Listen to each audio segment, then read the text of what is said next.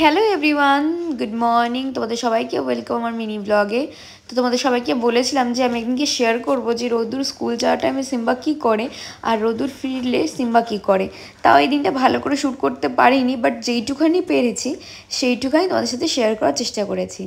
তো রোদ্দুর সকাল সকাল ঘুম থেকে উঠে ব্রাশ ট্রাশ করে ফ্রেশ হয়ে একদম রেডি হয়ে গেছে স্কুল যাওয়ার জন্য। দেখো ও পায়ে পায়ে ঘুরছে। যখন থেকে ব্রাশ করা মানে যখন থেকে খাট থেকেও নামে তখন থেকে জাস্ট পায়ে পায়ে ঘুরবে। তখন যখন ঘুম থেকে উঠে তখন তোকে খুব আদর করে, সেটা তোলা হয়নি। তো যাই হোক, দেখো পায়ে গোড়ায় বসে আছে, যায় না এখন রোদ্দুর বেরিয়ে যাবে স্কুলের জন্য। তো কন্টিনিউ ওর সাথে সাথে ঘুরবে। তখন এই টাইমটাতে না ওকে একটা মুহূর্তের জন্য ছাড়ে না। দেখতে পাচ্ছ, দেখো পিছন পিছন যাচ্ছে, ও সেইতে গিয়ে বসবে। তাও তো অন্যদিন ওর কাঁধের ওপর হাত দিয়ে বসে থাকে। এই দিনটা মনে হয় বুঝতে পারছিল যে ভিডিও করছি, বাবা করে ক্যামেরার দিকে দেখছিল। তো কাঁধের উপর অন্যদিন হাত দিয়ে বসে থাকে। দেখো এখন আমি ভিডিও এডিট করছি, এখনও কিন্তু ওর সাথে কুস্তি করে চলেছে কন্টিনিউয়াসলি। রোদ্দুরকে প্রচণ্ড ভালোবাসে সিম্বা, প্রচণ্ড। মানে রোদ্দুরকে কেউ কিছু বলতে পারবে না, ওর পাপা আমি কেউ না। দেখো ওর জুতো পড়ছে, এই টাইমটাতে ও কাদের মধ্যে হাত দিয়ে বসে থাকে রোদ্দুরে। আর এখন দেখো পুরো ক্যামেরার দিকে তাকিয়েছো, কিন্তু বুঝতে পারছি যে কিছু একটা চলছে। দেখো দেখো ক্যামেরার কাছে এসে দেখো চেঁচামেচি করবে। তো দেখো ক্যামেরার সামনে এসে কেমন ঘোরাঘুরি করছে, ও মনে হয় বুঝতে পারছে, জানি না ও বুঝতে পারছে কি পারছে না। আমিও বলছি বাবা সিম্বা চল দেখ দেখ এটা কী চলছে রে, দেখ তো চেঁচাচ্ছিস কেন। তো অনেকক্ষণ পো করার পরে তারপরে তো নর্মালি আমি ঘরে চলে গেলাম, রোদ্দুরও স্কুল চলে গেল। আর সেদিনকে যাচ্ছিলাম রোদ্দুরকে স্কুল থেকে নিতে আমি, কারণ নীলুর একটু কাজ ছিল। এটা দেখো, এটা আমার রিসেন্টলি ফেভারিট একটা স্যান্ডেল। আমার না প্রচুর স্যান্ডেল রয়েছে, আর আমি ফ্ল্যাট পরতে বেশি ভালোবাসি হিলের থেকে। হিলও আছে আমার কাছে, বাট হিলের থেকে বেশি ফ্ল্যাট পরতে ভালোবাসি, বেশি কমফোর্টেবল লাগে। আর ছোটোবেলায় প্রচুর হিল পরতাম, বাট এখন একটা ব্যাপার হয়েছে ফ্ল্যাটটা বেশি ভালো লাগে। তো যাই হোক, রোদ্দুরকে স্কুল থেকে নিয়ে বেরিয়েও গেছে অলরেডি। আর সেদিনকে রোদ্দুর এত রোদ ছিল, আমি জানি না কেন আমি স্লিভলেস কুর্তি পরে বেরিয়েছি সেদিনকে। হঠাৎ করে আমার কুর্তি পরতে ইচ্ছে হয়েছিল। ওরকম একটা মাঝে সাথে আমার এরকম একটা ভীমরতি হয় আমার সাথে। যখন মনে হয় কুর্তি পরতে তখন আমি কুর্তি পরি, যখন মনে হয় আমার শাড়ি পরতে তখন শাড়ি পরি। আর যখন মনে হয় যে আমি নর্মালি জামা প্যান্ট পরে ঘুরে বেড়াবো পাগলির মতো, তখন জামা প্যান্ট পরেই ঘুরে বেড়াই।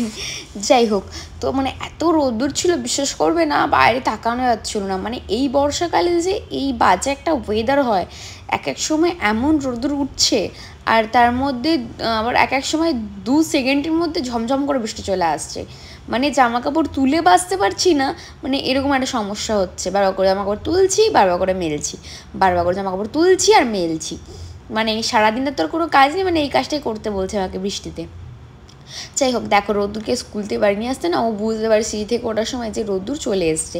ও কী করে, দরজার সামনেটাই বসে থাকে। যখন দরজাটা খুলি সঙ্গে সঙ্গে এসে আগে হাত থেকে ব্যাগটা নিয়ে টেনে ওই ঘরে নিয়ে যাবে, কোনো ব্যাপার।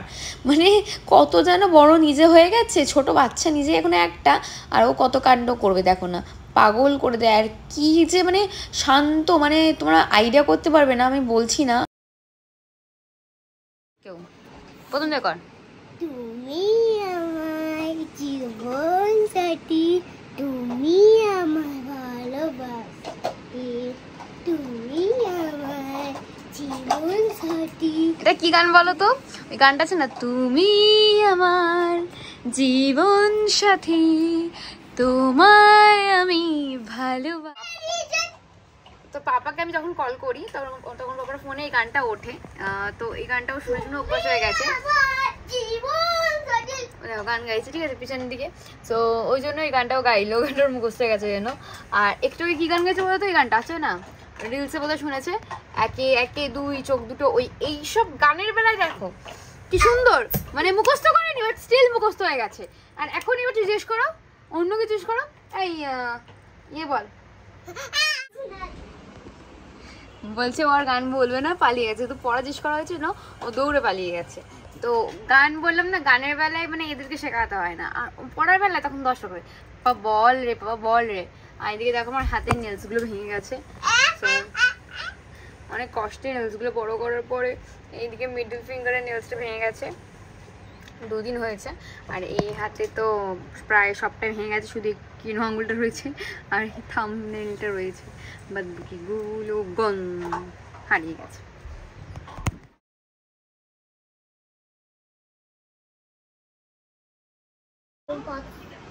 সব খাবে তো? হ্যাঁ, খুশি তুমি? চলো আসো আমি নিয়ে যাচ্ছি। আর খাটে রাখা যাবে না, ডিম আছে এটা। হ্যাঁ, যেটা আমি বলছিলাম যে সিম্বা সত্যিই মানে অনেকটা শান্ত, বাট আমি নিজের মুখে বলি না, মানে বলতে চাইছি না, বিকজ নিজের একটা নজর না লেগে যায়, যেটা হয় মাদের নজর বেশি লাগে, তো সেই জিনিসটাই হচ্ছে ব্যাপার। আর বলবো বদমাইশি করে না, তারপর দেখবো বদমাইশিও করছে খুব। না, বদমাইশি করে না, বড়টা ভুল, বদমাইশি করে, বাট ওই মানে কি বলবো, এই সারাক্ষণ চেঁচামেচি করা, যে অনেক মানে বাচ্চা থাকে যে সারাক্ষণ চেঁচামেচি করতে থাকে, বা এটা কাটা ওটা কাটা, তো ওরা করতোই, এখনও সুযোগ পেলে ছাড়ে না, ওরা করে, বাট এখনও বকা দিয়ে ওই জিনিসটা অনেকটা তাও কমেছে।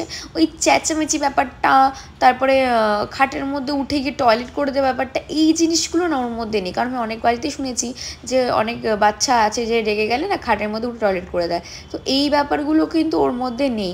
আর আমার, তোমরা দেখিয়েছো যে আমার ঘরটা কতটা ছোটো, সেটার মধ্যেই থাকে।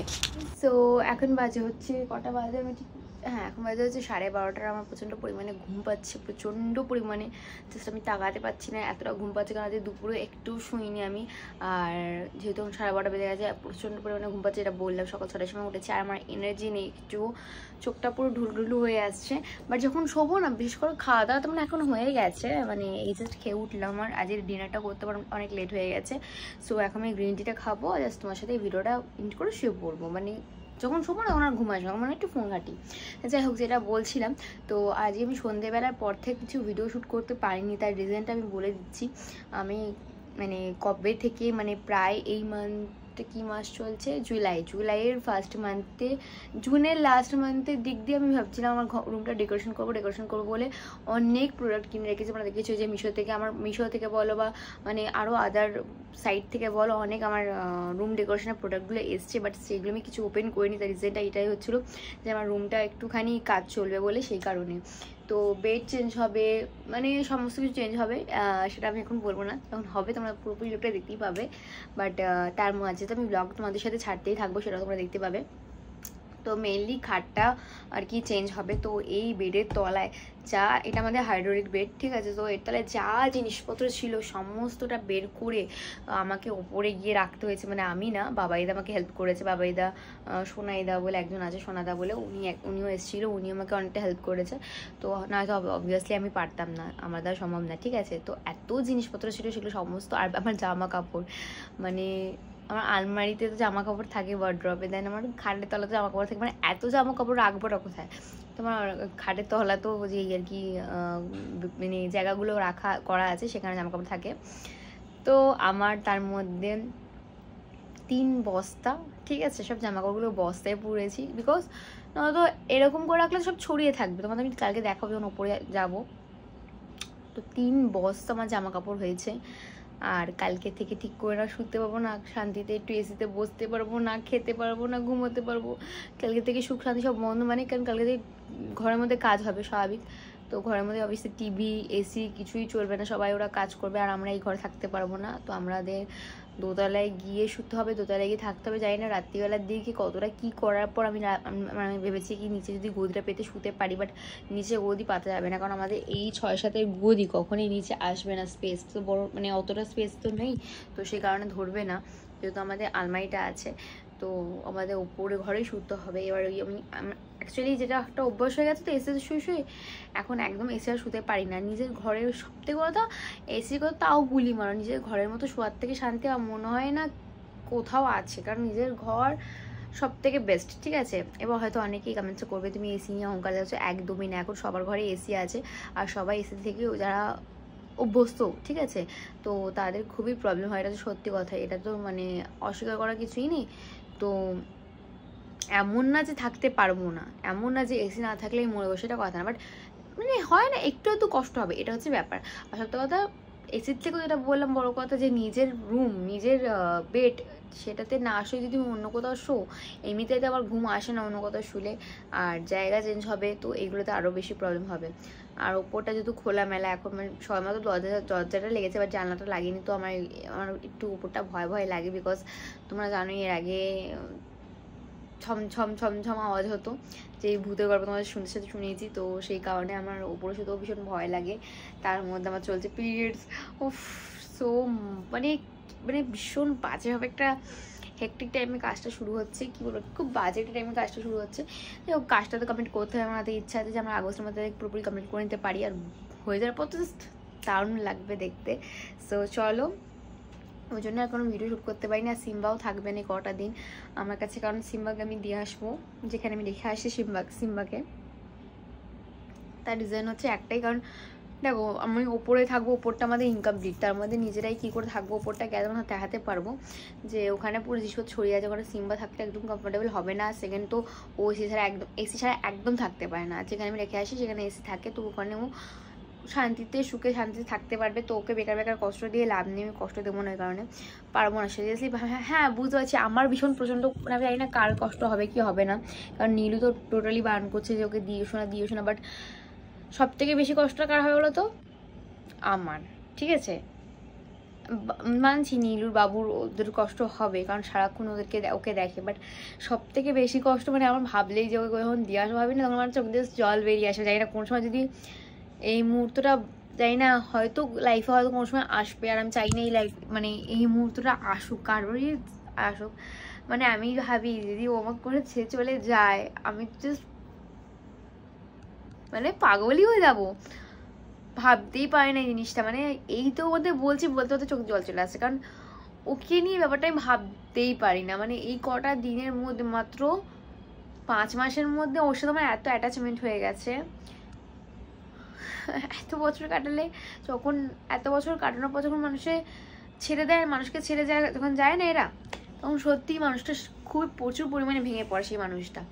তো আমি এই জন্যই না এই জিনিসগুলোকে মানে পোষা বলো বা এদেরকে আমি নিজের কাছে রাখা বলো, আমি এই জন্য আনতে চাইতাম না একটা এই কারণে যে যদি কোনো কিছু হয়, কারণ ওর যখন মানে মাঝে শরীর খারাপ হয়েছিল তখন মানে আমি ভীষণ পরিমাণে ভেঙে পড়েছিলাম।